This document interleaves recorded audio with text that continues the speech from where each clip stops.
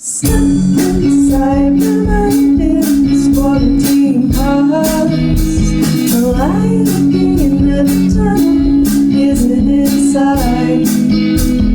Where do I go to find someone to talk to about all of my wants? You can never validate, tell me the lies. I searched until nothing better and missed online. Still I'm anxious and depressed and my coping skills are not fine. We weren't a fit and it felt like a waste of time. I heard an interview and I felt an instant connection. I learned CAT, DVD, and my own skills and each and every session. I'm pulling through, ready to ask the next question. The next question. The next question. The next question. The next question. If you enjoyed this episode, please consider making a donation to the podcast via Venmo to the username @NQCATX. Hello and welcome to NextQuest Podcast, where I ask your potential therapist questions so you don't have to. I'm your host, Noah S. Garcia, licensed professional counselor supervisor. Today, I welcome to the show Sladja Redner, licensed professional counselor associate, supervised by Jill Praisner, licensed professional counselor supervisor, who will be talking about her work in an area of specialty, growing beyond limiting patterns and returning to your true self. Welcome to the show, Sladja. Hi, Noah. Thank you so much for having me. So tell us, what are your credentials and experience? So my credentials are a licensed professional counselor associate. I'm supervised by Jill Praisner. And as far as my experience goes, during my graduate school, I worked as a crisis text line volunteer. During my internship, I worked at an agency and a nonprofit, and there I worked with a wide range of ages and people with different kind of concerns. I also had a short period when I worked at a high school, and that was really helpful because I realized I don't want to work with teenagers. I want to work with adults.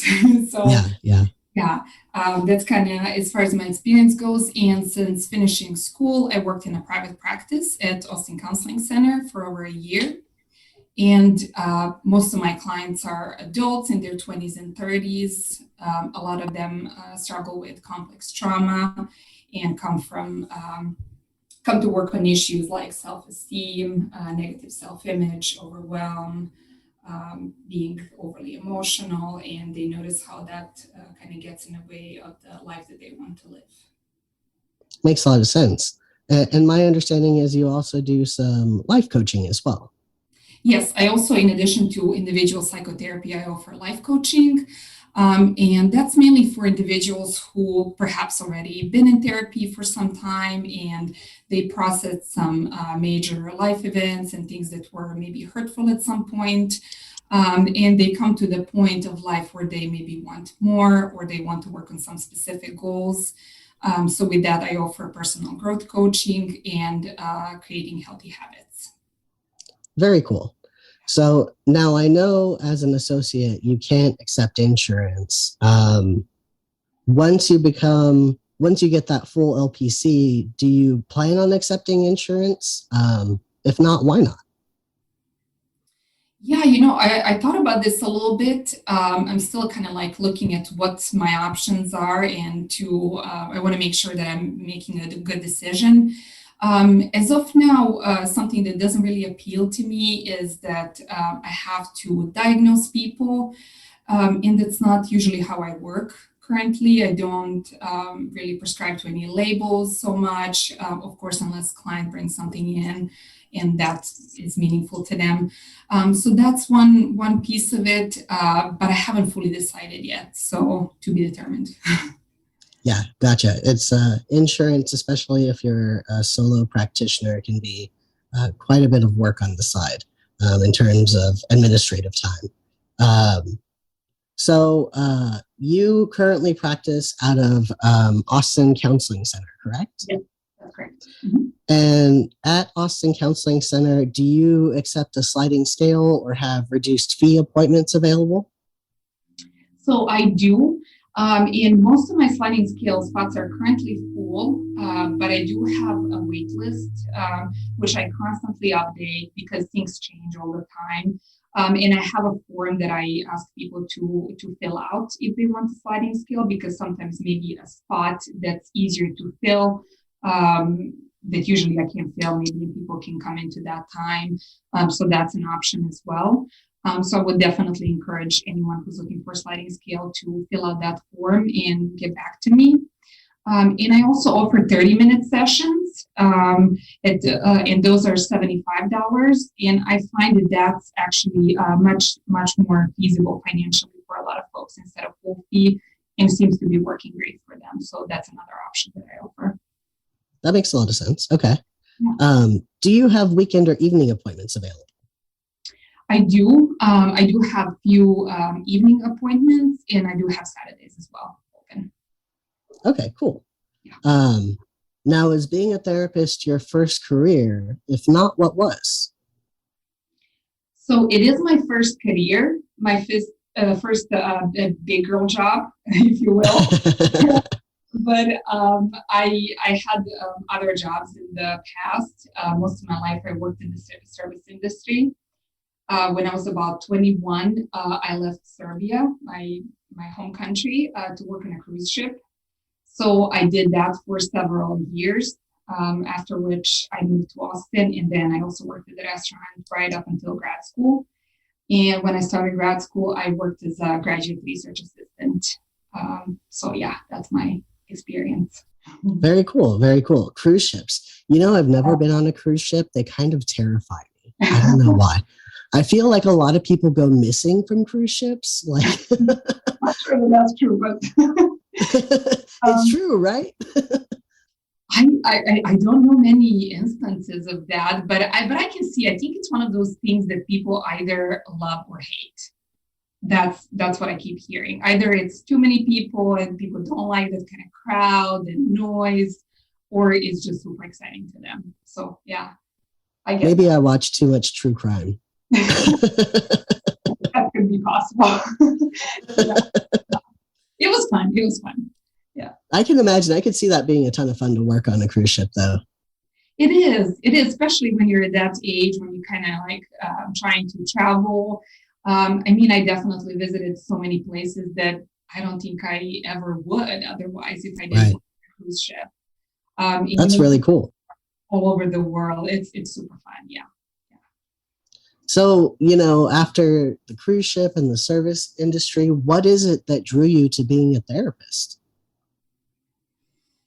So I think it's one of those kind of looking back, there are a few points that I can tell pointed me to this time in my life. It was something that I kind of feel like chose me. But let's say one big point of that is my personality. I always liked one-on-one conversations, more kind of deeper conversations. I was always kind of like a thinker and a dreamer, always interested in the internal world, and how let's say someone who's been through difficult circumstances gets to really overcome that. That was something that was always fascinating to me. So I think that's one part of it. Another part of it is just my upbringing, going through my own stuff and being in my family of origin, kind of having to be almost like a little therapist. So learning really from young age to be more kind of attuned to others and in a sense, taking care of adults. So that was also a big part of it. And there's this interesting point. I had this book. Have you heard of this book, The Road Less Traveled? So it's this a psychiatrist who wrote the book, and it's essentially kind of like almost like Irvin Yalom books. It's very much what happens in the therapy session. So I started reading that book, I think I was about 15.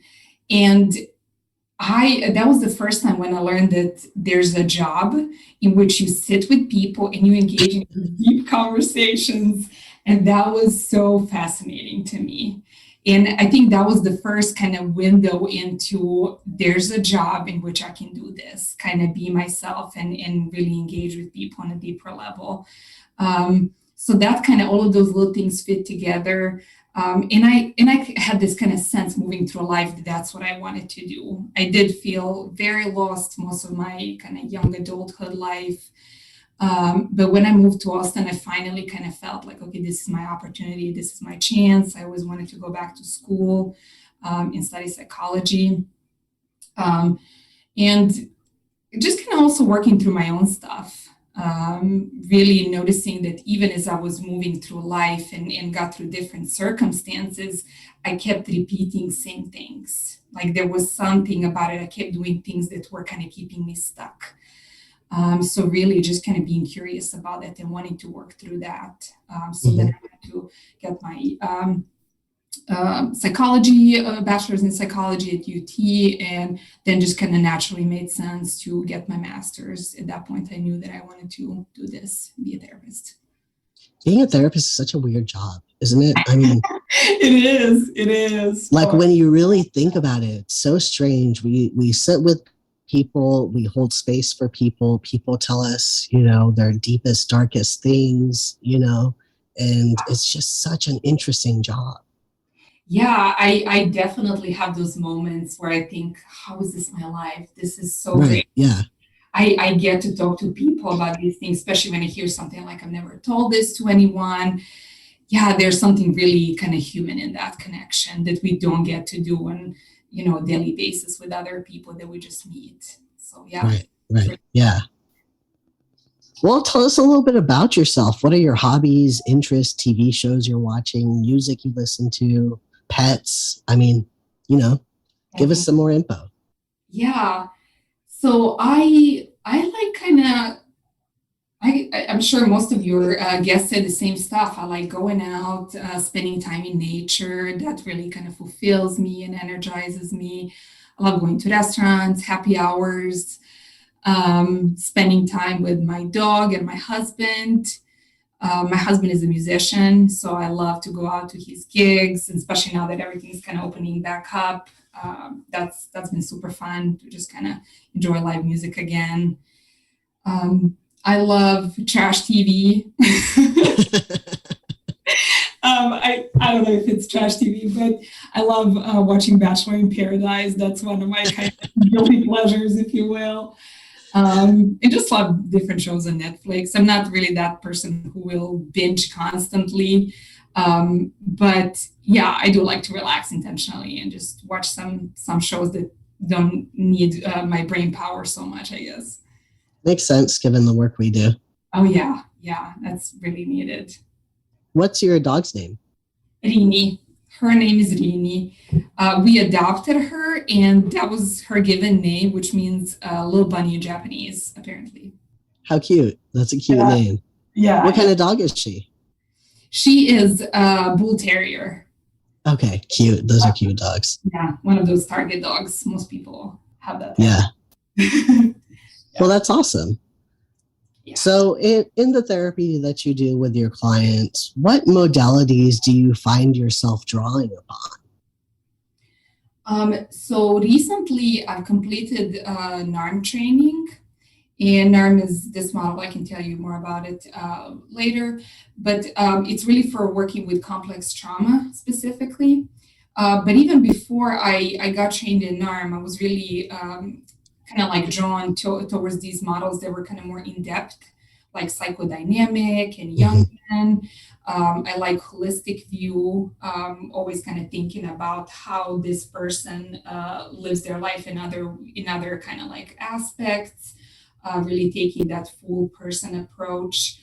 So yeah, that's kind of more so, but my basis is NARM, and I kind of like heavily draw from that. Well, NARM is a question I was going to ask you later, but feels like it might be fitting to ask now. What is NARM? Can you tell us more about it? Yeah, I hope I'm going to do a good job here because NARM is super complex. It has a lot of theory behind it, but it's really developed to work with individuals who had complex trauma. So who come from that chronic misattunement and not getting their needs met. So NARM really works with those patterns that we develop from that trauma that kind of limit us in the present moment. So essentially people who almost like work from like a child consciousness, that's what we call it in NARM, but essentially you're moving through life from that wounded child perspective. And NARM really helps individuals expand their capacity for joy, for excitement, for compassion and creativity. And what I really like about it, it's really kind of focused on the human potential, in working in the present moment, in orienting the person towards what's already working, towards their natural capacity for growth and healing. And I also love that it doesn't really forces individuals to come to any specific state. It's really working with the person as they are in that moment. It's really kind of humanizing in that way, and based on the client's autonomy and choices. Mm-hmm. Now, what does NARM stand for? Oh yeah, that's probably important to mention. A neuroaffective relational model. Okay. What would be an example of like an intervention that's based in NARM that you might do in session, like a specific like question or like way of doing things that would be reflective of that model? So one thing that comes to mind, we would look for moments of connection and disconnection. So one really basic example, we work with checking in with clients, what is it that they want for themselves?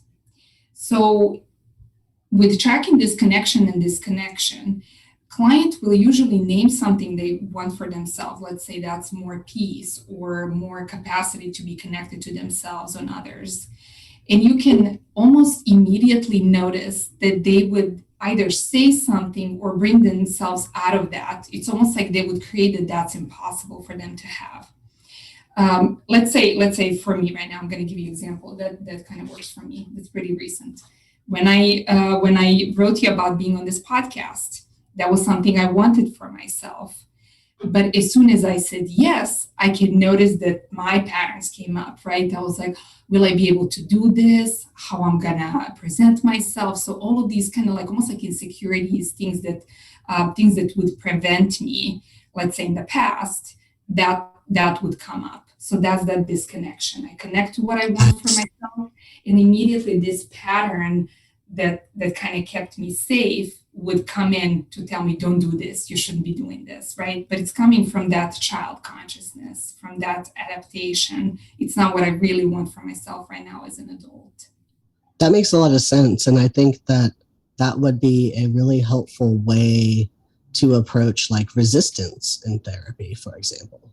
Exactly. So in NARM, we speak a lot about let's say somebody would find themselves struggling with a client who keeps coming to therapy, but they don't, quote unquote, work on things that they want for themselves, right? So there's this piece of them that keeps pulling toward, they want to heal, they want a better life for themselves, but there's this other piece that's scared of that, the other part of them that's scared of that. So yeah, that's that kind of resistance. These old patterns kind of keep pulling us, right, to stay in what we know and what's familiar, even if it's no longer working for us.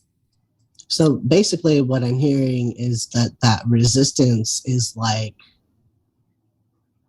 an adaptational strategy to previous traumas that kept us safe. I mean. Yes, that's exactly what it is. We actually call them these survival styles. We learn how to adapt in ways that help us navigate through our early environment. And we essentially carry these things into adulthood, but then we find ourselves struggling because they feel constricting. These patterns, these adaptations feel so constricting and prevent us from kind of growing and healing. Right. So they worked for us at one point in our life, but since we've grown and changed and now we're adults, they no longer serve us a healthy purpose.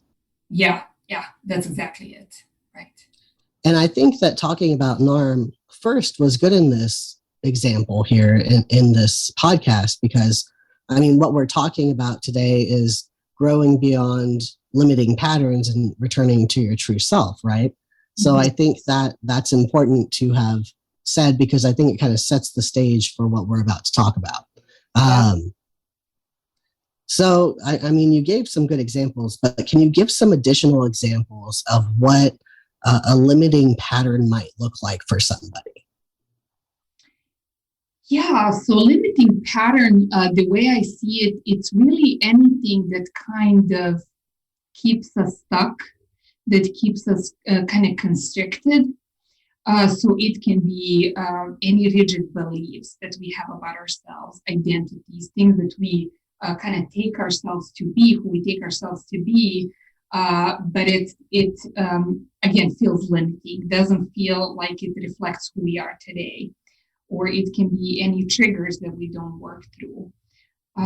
Again, identities, feelings, or any actions and behaviors that we find ourselves constantly doing, almost like on repeat from this kind of like automatic place, but they don't help with what we want for ourselves in the present moment.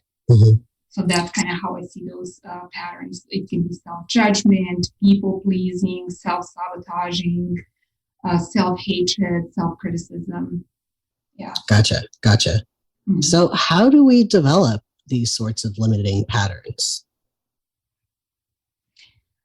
So one thing that really kind of helps me when I think of this, there's this quote by Deepak Chopra that I love. And it says, we turn our worst experiences into rules about life. So when something keeps happening at our early age, we kind of create these adaptations, as you mentioned earlier, and really kind of we learn who we need to be in that environment. But it's this false self, in a sense. It's not who we really are. So constantly being criticized or feeling like we have to achieve in order to be loved and accepted, being rejected, or having emotional neglect, not having our needs met. So really all of that kind of complex trauma. And it's not necessarily that it has to be one big event that's really traumatic, but all of these ways in which we're constantly being misattuned from our caregivers when our needs are not met. Or caretaking of a parent. Oh, exactly. Yeah, because we have to be a parent in that role. We can't be a child. We can't fully kind of have that development as we should have as kids. So which would, what I was just going to say affects our attunement, right? Yeah, exactly. Yeah, I was going to say that anything that really gets in the way of that natural development and growth that we're supposed to have. Yeah. Got it. Okay. Now, what is the relationship between our thinking and self-limiting patterns?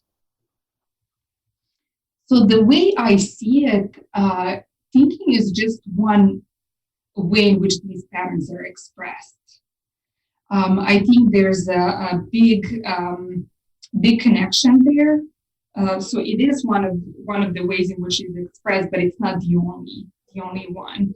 But I think there's a big kind of push. We see a lot: change your thoughts, change your life. But sometimes that doesn't really work. It's kind of like repeating affirmation, but you don't believe it. It's not really connecting to anything internally. It doesn't create any feelings that feel good. So really kind of even with NARM, we're looking to embody what we really want for ourselves instead of just repeating, kind of having these thoughts. But it is huge, but I think it's just one piece of it. So I think that when it comes to the relationship between our thinking and self-limiting patterns, I think it's a way that we reinforce those patterns, right? We reinforce that thinking. We reinforce the ways we were taught to think about ourselves, right? Which in some ways keeps us stuck, right? So I think if we can like free ourselves of that thinking, that leaves like what you were saying, like the origin, you know what I mean? Mm-hmm. But it's hard to get rid of that thinking when it's hard to believe the alternative, right?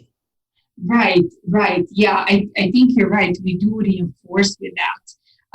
It's just that these thoughts are expression of the deeply seated beliefs. Right. Yeah, so when we kind of work with those beliefs, which come out as thoughts, and a lot of people, they're not really aware of what they're thinking. Right. They're kind of, which I think is the part of what you're saying about reinforcing. They speak of themselves in ways that are not fully true, in a sense of like it's keeping you stuck in that, like a story that we keep retelling, but it's a story of victimhood or that doesn't help us. And so yeah, that's that kind of like reinforcing with our words and with our thoughts. But yeah, understanding what is it that I'm thinking about this, and this is something that I kind of a question that I like to pose to my clients, just kind of curiously observing what are you thinking about this? What are you telling yourself about this? Instead of like being fused with it. Right. Yeah. And I think, from a cognitive behavioral viewpoint, what you're talking about is like our negative core beliefs about ourselves, right? Yeah. The things that we deeply believe that we were taught to believe that are hard to shake because of so many repeated like reinforcements of that belief early on. And I think, a lot of cognitive behavioral therapists will just look at the surface of those things, of the thinking, and not really dive into the cause. You know what I mean? Yeah. And I think that for a client, being able to identify like, oh, holy shit, this is where this comes from, is really important in understanding that thinking isn't inherent to who they are. Right. And that's kind of like when you start coming to that true self. That's kind of what I'm thinking about as well when I say that true self, not being so merged with it. When we have these thoughts, and like you said, when we keep repeating them, we feel like this is who we are, this is a fact. But then in therapy, hopefully we slow down and we can kind of almost like distance ourselves a little bit and see ourselves thinking this. Right. And having a little distance and noticing when did I start believing this? Because it is learned. It's not, you were not born thinking that you hate yourself and that you should criticize yourself. So yeah. So how do these limiting patterns in fact limit us? What are some examples of that? So they limit us because they get in the way of living the life the way we want, like living more fully and being authentic. That's something that I see a lot. I want something. I want to be me. I don't want to pretend anymore. But then we keep kind of, if we come from that pattern, we come from that place of the wounded child and feel like, but I need to be this way. Never noticing that we have a choice and we don't need that anymore. So they kind of limit us because they get in the way of living life in a way that we want right now. And it's really, it keeps us a little bit stuck because we constantly responding to life. We're kind of reacting to these things from the place of childhood. We're not really slowing down to think, does this feel true for what I want right now? So they really feel constricting. So anything that we tell ourselves about ourselves, even something like a silly example that I think kind of helps is thinking of oneself as an introvert. I mean, I resonate with that. But if I use that to keep myself from living the life that I want, for example, when I can't do that because I'm an introvert, it's limiting me now. Now it's no longer helping me kind of thrive and grow in ways that I want to grow, but it's keeping me stuck. So really, I feel like anything that we tell ourselves that doesn't feel expansive and joyful and authentic. Yeah. And really, I see a lot of like with clients, I see a lot of self-fulfilling prophecies with that sort of thinking too, like where the thing that you don't want to happen ends up happening because of the way that we think about it, you know? Yeah. Which is weird, right? I know. Yeah, I noticed that a lot of times we kind of create those worst fears that we have. So yeah, that's so true.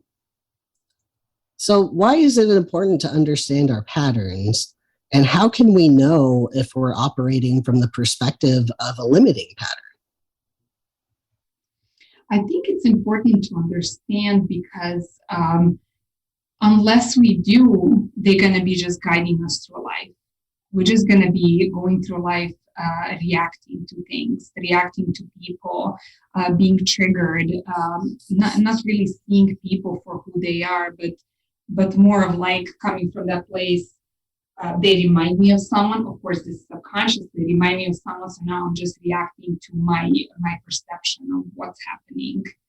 And I think what could be helpful is just kind of noticing what's this internal dialogue. What am I telling myself about this? What might be my worst fear if I speak up? That's something that we kind of create almost like a scenario in our mind, and we take that as a fact, and we then just like go with that, never really noticing that this is something that's coming from inside of us. And a lot of times I've noticed that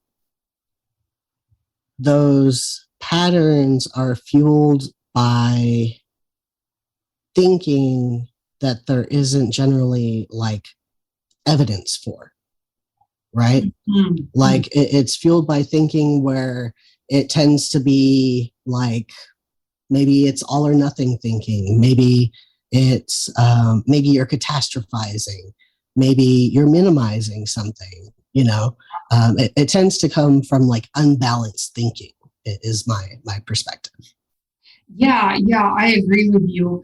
And I think that also comes a lot from having some past experience of it, but then taking one of those worst experiences and kind of expecting that it's going to happen again. And then kind of like going with that expectation and just like believing that it's going to happen. Yeah, but you know what? I think another important piece is like noticing how was this helpful in the past, and really being curious about that, because all of these patterns were helpful at some point, and they did help us survive essentially. So there's so much wisdom in them, and that's why we don't want to dismiss it. And we can also use it to our advantage. It's just that we don't want to be guided by them. We don't want them to be in the driver's seat, but rather to use it kind of to our advantage. Like, is it something that I want to utilize right now? So really having that understanding of how it developed and how this was helpful at some point. I think that's really helpful. So having the self-awareness to be like, oh, this is that thing I do. Like, is that really going to be helpful in this situation? Yeah, that's exactly it. And kind of once you start knowing that this is your pattern, you can anticipate it. You can almost tell yourself, and there's sometimes even humor about that. People can notice like, oh yeah, this is what I do. This is what happens every time I stand up for myself, or I do this thing that I really want. So it becomes something that really you have more control over, and becomes a choice. Yeah. Got it. Mm-hmm. So do you use NARM to work with these patterns? Yes. NARM is basically really helping with these patterns because it does help with understanding of how this was helpful, how this developed. And a lot of this NARM theory, we as clinicians, we're just kind of keeping in the back of our mind. We're not labeling the person. We're not, limiting them in that kind of sense, but more we're coming from that curious inquiry and constantly trying to be curious about that. And I think with doing that, the client becomes more curious about it. Instead of just judging themselves and criticizing themselves, they can almost see themselves more human and have the curiosity. even outside of the therapy session. Right. And, Which kind of leads, go ahead. I'm sorry. No, I was just going to say, and also just constantly orienting to that, but right now, as an adult, how is this helpful? What is it that you want for yourself? And understanding that you do have that choice and orienting towards the parts of you that are organized and that are functioning in this present moment. What would you say somebody, like say there's somebody out there who may be listening to this podcast who maybe can't afford to do therapy right now, but would like to kind of get started on some of this work within themselves? What would you recommend, or what can they do outside of therapy to grow beyond these patterns? Mm-hmm. You know, I think there are so many different things people can do actually outside of therapy. One that I personally found really helpful is kind of creating rituals to connect to yourself, to take some time to be with yourself, to be curious, to have space for your thoughts, not in a sense that you want to overanalyze things or judge yourself. A lot of times when I say this to clients, they're like, well, I'm already analyzing. Right. It's not about analyzing yourself, but being curious. Again, that question of what am I telling myself about this? What am I really responding to? Is this something that's present right now, or am I responding to something from a place of past or from that wounded child? And with that, there's so many things people can do. They can do journaling. They can just kind of taking some quiet time for themselves. It doesn't have to be a specific meditation or mindfulness, which is, of course, wonderful. But I think a lot of people get tripped up. They feel like it needs to be a specific way, or they need to be good at it. So just constantly grounding themselves in the present, and even like small moments throughout the day where you can just kind of notice, I'm safe right now. Of course, if you are safe, just kind of noticing what's true for you right now. How do you want to be right now? What feels right to you? What feels authentic? So kind of constantly inviting curiosity and compassion and that self-reflection, like I said. Now, my understanding is that you wrote a guided journal called Returning to Your True Self. What can you tell us about that? I did. So this was my COVID passion project. Awesome.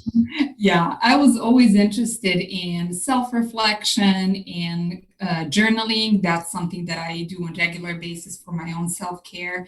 And I know how therapeutic that was for me. And also just kind of with self-reflection, I think it's really important outside of therapy, and it's super easy for people to do just to keep connecting to themselves. So this journal was essentially just kind of product of all of that worked for me. So it has different topics that people can kind of reflect on, has a little introduction on each topic where people can learn why that's important. For example, topic of true self or personal freedom. And after that, I offer a few questions for reflection. And I think questions are so important because sometimes asking the right question can already give you an answer. For sure. I love good questions. And so that's why I kind of developed this, because I think it really helps people kind of go beyond that, what's already available to them, what they think about themselves every day, kind of like beyond those thoughts that we keep recycling that lead to nowhere. And then on the bottom of each of these topics, I offer a few kind of anchor thoughts that people can kind of practice throughout the day. Or they can always adapt to what feels true. If any of this doesn't really kind of resonate with them, they can create their own. So yeah, that's about my journal, and people can check that out on my website if they're interested. Awesome. So your website, and is it on Amazon as well? It's on Kindle on Amazon. So this is currently just a digital copy. So people can kind of have their own journal ready and read it on their computers and kind of like journal from there. But I'm also currently working on having this printed. So I hope that I have a printed version. Yeah, I'm super excited. That's awesome. Yeah. That's very exciting. Congratulations. Thank you. Yeah, I'm super excited. And, you mentioned, and you've mentioned several times as we've talked today, you've mentioned curiosity.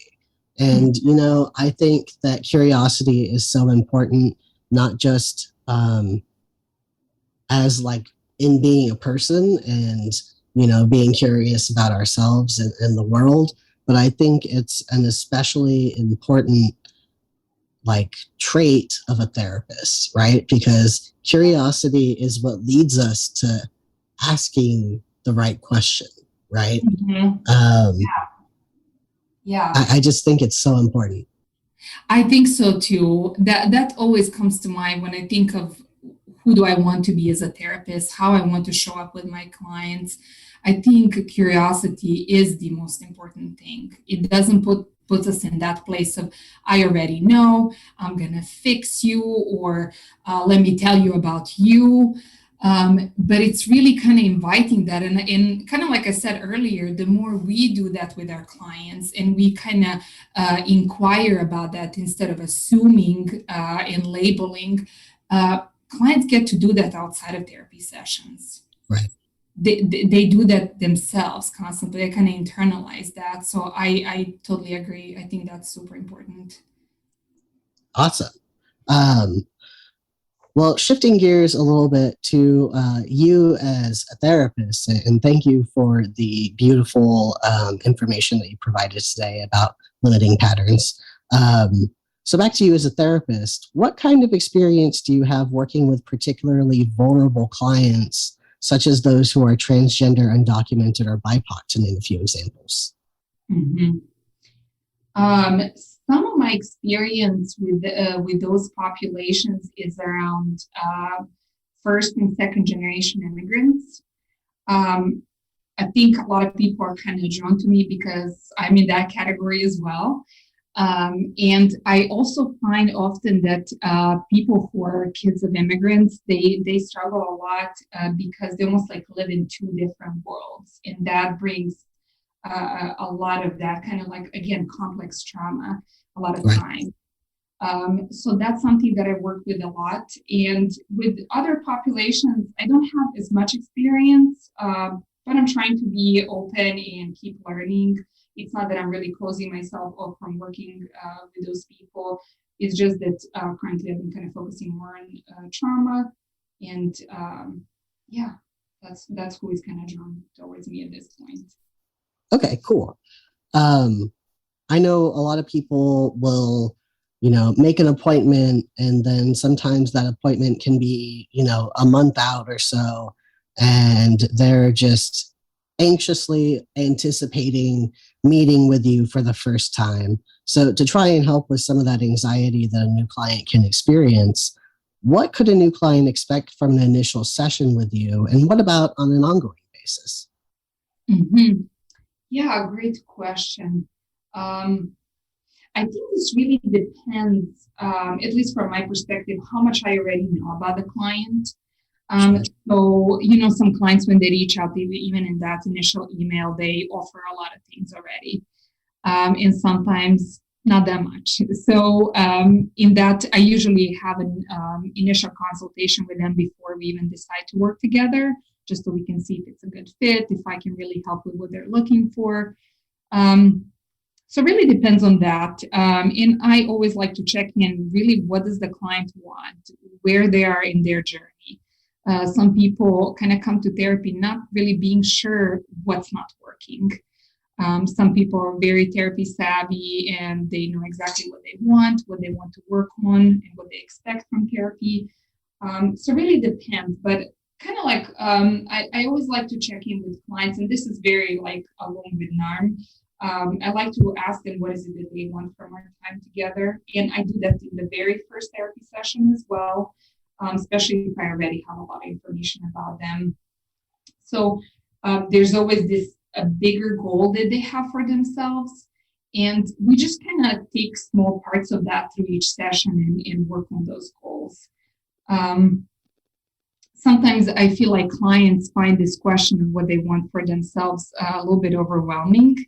So I like to explain that this doesn't have to be a behavioral goal. This is not something that we have to get done. It's more like just really connecting them to inviting them to connect to what they really want for themselves, to kind of their heart's desire. If ideal world, what would you want? So we kind of like peeling, and then each session after that is just kind of like peeling off of those layers of these like patterns and constrictions, kind of getting to that really authentic true self. So that's kind of how I see really nonlinear work with every healing, as you probably know. It's kind of like up and down, and then we go back, and then we go forward. It's there's no really linear path to that. Absolutely. How would you say your clients would describe or experience you? I hope that my clients would say that I am gentle, direct, curious, and engaged. Those are things that come up for me, and that I always try to kind of present in the therapy session. Okay, very cool. Yeah. Are you a therapist who will laugh or cry with your clients? And when I say cry, I don't mean like bawling, like sobbing. I mean just like maybe a few tears. Yeah. Right. I am. I don't have any rules around that. Just kind of what happens. I did have a few instances, especially with kind of like when you work with complex trauma, a lot of really sad, difficult stories come up, and of course that kind of touches something in me. So I did have moments where I would tear up. Of course, like you said, not sobbing or anything like that, but I did have those moments. And laughing as well. Definitely. Yeah, I mean, sometimes there's moments that happen within therapy that are just really touching, and a tear or two, in my opinion, is called for. I don't think we necessarily need to have some sort of tough exterior all the time. I think that where it's appropriate, right? I mean, yeah, I agree. I think these kind of like rules, it's more like something that we learn in school, but then in real life, you work with real people. Things come up, and of course, we as therapists, we resonate with a lot of these things, even if we didn't experience that same thing. We know what it's like to be hurt. We know what it's like to grieve. So yeah, I totally agree. There's space for that in the therapy session. Well, and I mean, as therapists, we have ethics, and we have Texas. What is it? The code in Texas, the occupational code, and we have all these things, right? But really, things are never black and white in the work that we do. And the work that we do is mostly in the gray, in my opinion. And I think that's where it needs to be. Yeah, exactly. There's so much nuance that that you can't really put in and follow by the book. I agree with you. Yeah, it's much more nuanced than we make it seem in school and in rules. Although I will say one thing that is black and white is obviously don't have sex with your clients, right? I mean, I think there's nothing in the ethics more black and white than that. And even then some people have a hard time with that. But there are very few things that are black and white, but that is definitely one of them. So the next question I'm about to ask you is one of my favorites, because we all answer differently, but we all mean the same thing, really. How do you define holding space for someone?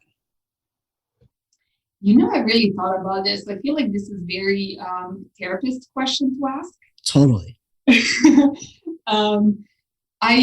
Holding space for me really means to be there for clients and accept them for who they are, to really allow them to fully be themselves with all of their vulnerabilities and hurt and pain and everything that they bring in. I feel like most of us would say non-judgmental, but I think that's pretty expected as a therapist. You're right. It should be, yeah. It should be, yeah. We of course, we kind of tried that all the time. We want to be non-judgmental.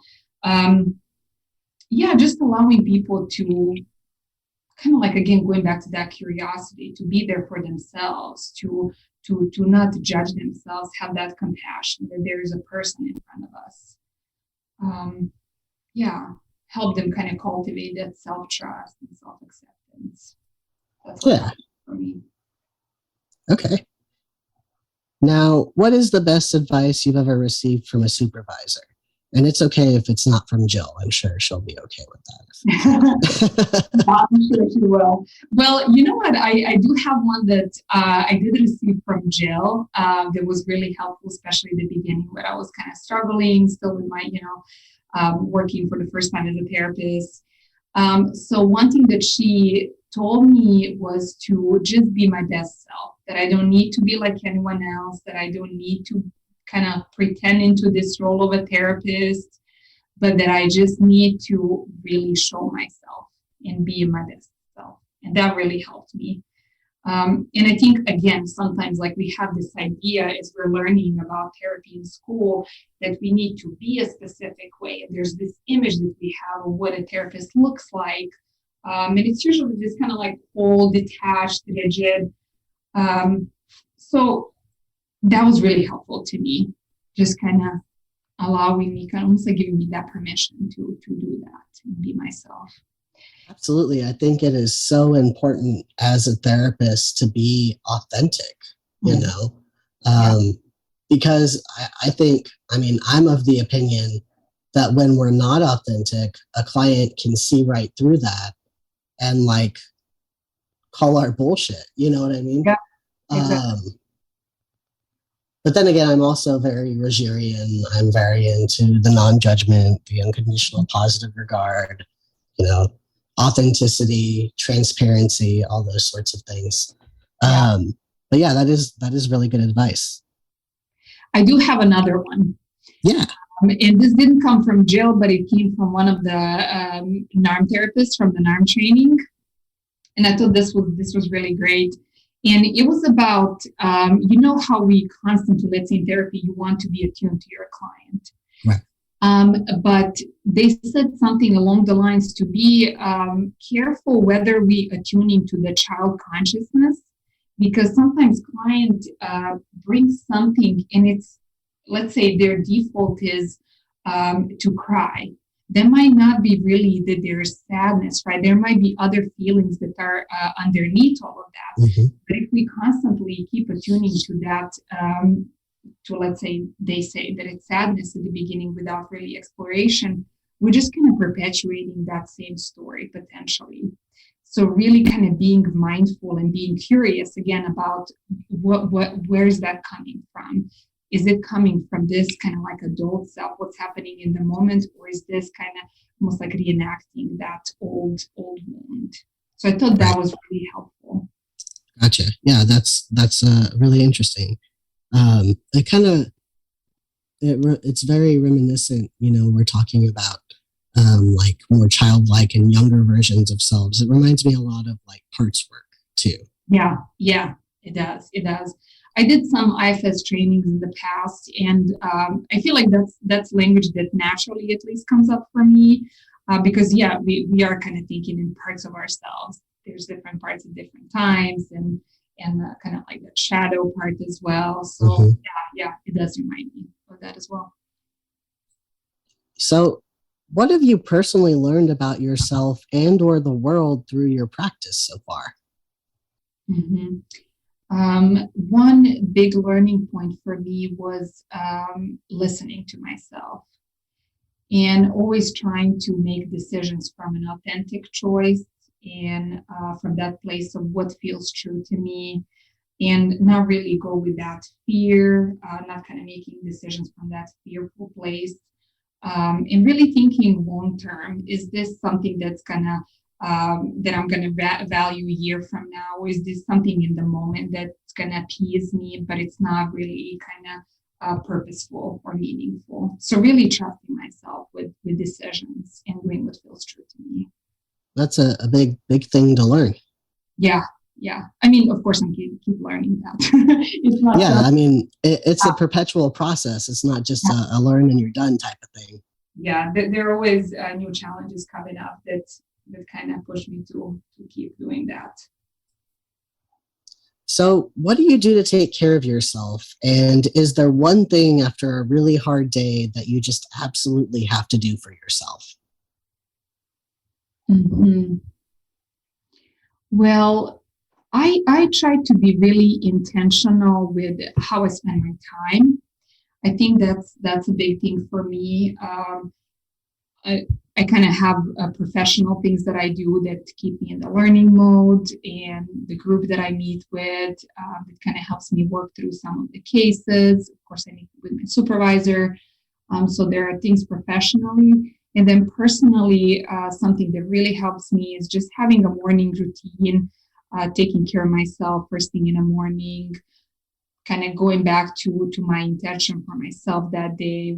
How do I want to show up for my clients, for my husband, my friends?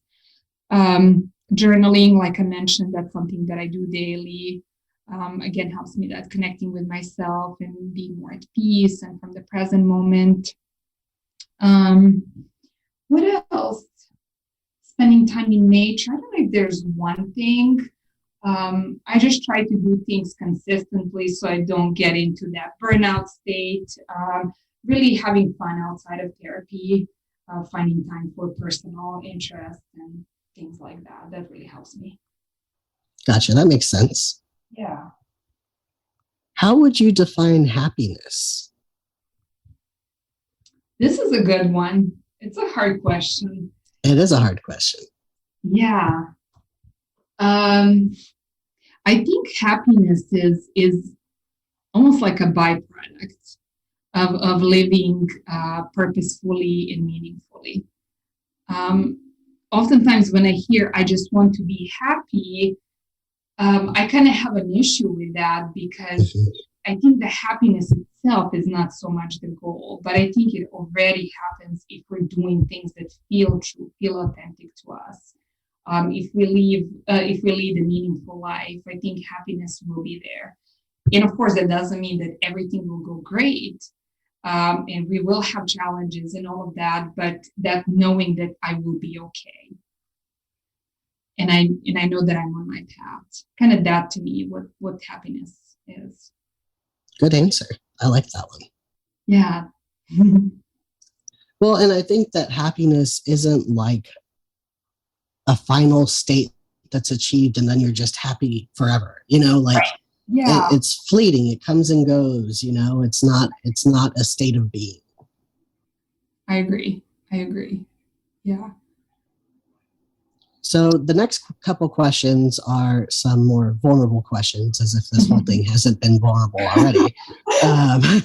You want more vulnerability? But what is the most embarrassing moment you've had as a clinician so far? Oh gosh, I was thinking about this and I was like, I don't think it happened yet. And that kind of scared me a little bit. But I did have a moment that was kind of pretty embarrassing at the time, but I could see the absurdity in it as well.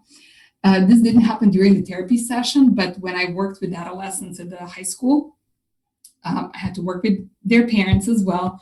So at one point, and this was the time that I was super uncomfortable speaking on a phone. I still don't like it. I hate phone calls. I'm right there with you. Oh my gosh, there's nothing worse. Anyways, I'm sure there are other things worse. But, so that was one of my challenges. And I called this parent, I'm not even sure about what, probably to make an appointment or something like that. And they didn't answer, so I attempted to leave a voicemail. And this voicemail sounded something like, well, okay, you can call me back. Actually, I will email you. Well, I'm not sure if I have your email, so maybe you can email me. Do you have my email? And he went on and on. And I put the phone down and I was like, what the hell did I just say? I don't even know if I did leave a voicemail. It was one of those, I don't know what happened. Hopefully they are going to fire me. Yeah, but almost immediately I was like, that was hilarious. And I could actually laugh about it. I was like, okay, yeah, that was. I've been there. I'm right there with you. Totally been there on multiple occasions. Yeah, phone is my nemesis. Now, my second vulnerable question, which really isn't that vulnerable, but are you in therapy or have you ever been in therapy? Yes, I've been in therapy several times in the past, and I currently am as well. I have my own therapist, who's also an arm therapist, which is kind of something that I was looking for. I wanted to have that perspective as a client and have that experience. So yeah, it's been great. Awesome. Yeah. Well, Sladja, is there anything else that you think would be good for a potential client or other therapists to know about you? I think this covers it. Yeah, can't really think of anything else that I would like to add. Well, thank you so much for being on the show. It's been a real pleasure. Yeah, thank you so much for having me. It was great. Thank you. The next question. The next question. The next question. The next question.